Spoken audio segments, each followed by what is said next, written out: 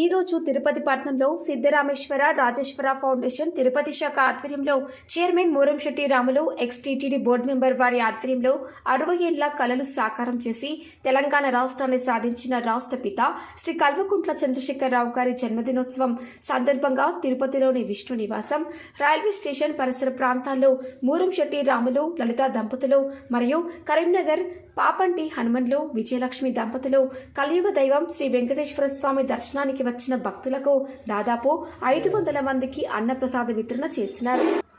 మూరంశెట్టి రాములు మాట్లాడుతూ కేసీఆర్ గారి కృప వలన టీటీడీ బోర్డు మెంబర్గా 2 సార్లు అవకాశం ఇచ్చిన కేసీఆర్ గారికి పాదాభివందనాలు తెలిపారు. కార్యక్రమంలో ఫౌండేషన్ సభ్యులు రాజ్ మనోహర్, సాయి, శ్రీకాంత్ తదితరులు పాల్గొన్నారు.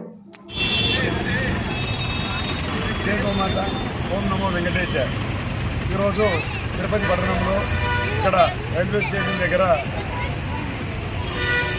తెలంగాణ మాజీ ముఖ్యమంత్రి అయినటువంటి కేసీఆర్ గారి జన్మదినోత్సవం సందర్భంగా, ఎందుకంటే రాబోయే కాలంలో కూడా అన్ని మంచి శుభాలు జరగాలన్న ఉద్దేశంతో ఈ యొక్క అన్నదానం చేయడం జరిగింది.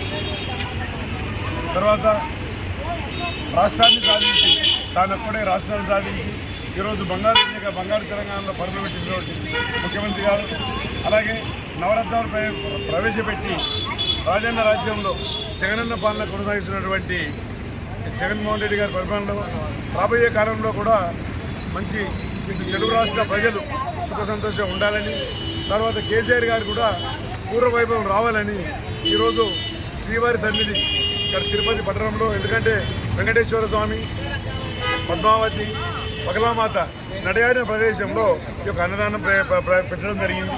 ఓం నమో వెంకటేశాయ.